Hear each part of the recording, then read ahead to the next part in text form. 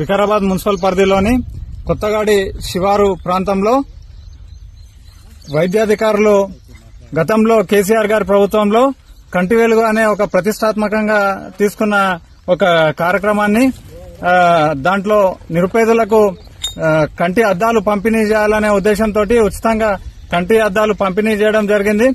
దాంట్లో భాగంగా అందులో మిగిలినవి సరిగా పంచనివి వైద్యాధికారులు ప్రభుత్వ ధనాన్ని వృధా చేస్తూ ఈరోజు ఇక్కడ మున్సిపల్ ప్రాంతంలోని ఈ చెత్త కుప్పలో పడేయడం మనం చూస్తా ఉన్నాం.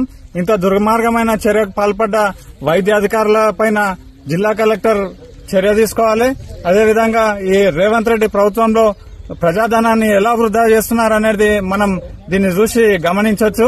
కాబట్టి వెంటనే జిల్లా కలెక్టర్ గారు సంబంధిత అధికారులపైన చర్య తీసుకోవాలని డిమాండ్ చేస్తా ఉన్నాం. మున్సిపల్